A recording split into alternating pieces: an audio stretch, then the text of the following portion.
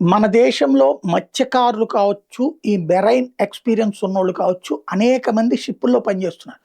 ప్రపంచంలో ఉన్న షిప్పుల్లో పనిచేస్తున్నటువంటి సిబ్బందిని గనక చెక్ చేస్తే 30% భారతీయులే ఉంటారు. ఆల్రెడీ జాయిన్ అయినోళ్ళు తన మిత్రుల్ని వాళ్ళని తీసుకెళ్ళి అందులో చేర్చేస్తున్నారు. నెలల తరబడి సముద్ర ప్రయాణం, ఆ పైన సముద్రం నుంచి బయటికి దిగేటప్పుడు లంసమ్‌గా అమౌంట్. ఇది ఒక తరహా ఉద్యోగం కిందన చాలామంది ఇష్టపడుతున్నారు. అయితే ఇదే పెద్ద సమస్యగా వచ్చింది. ఈ మధ్య కాలంలో భారత షిప్పులు ధ్వంసమైంది ఒక్కటే. మిగతాయన్నీ వేరే వేరే దేశాల షిప్పులే. దాంట్లో ఉంటున్నది భారతీయులు మెజారిటీ.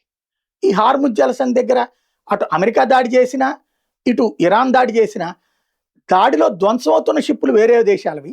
కానీ అందులో ప్రాణాలు కోల్పోతున్నదో, ఇబ్బందులు పడుతున్నదో భారతీయులు. ఇది భారతదేశం మీద ప్రెషర్ పెరిగిపోతుంది. ఈ నేపథ్యంలో భారతదేశ ప్రభుత్వం ఒక క్లియర్ సందేశాన్ని ఇచ్చింది. ఈ నౌకలు నడిపే వాళ్ళందరికీ కూడా హార్ముజ్ జలసంధి ఈ యుద్ధం అయ్యే వరకు మా వాళ్ళని చేర్చుకోవద్దు, మా వాళ్ళని నియమించుకోవద్దు అని చెప్పి.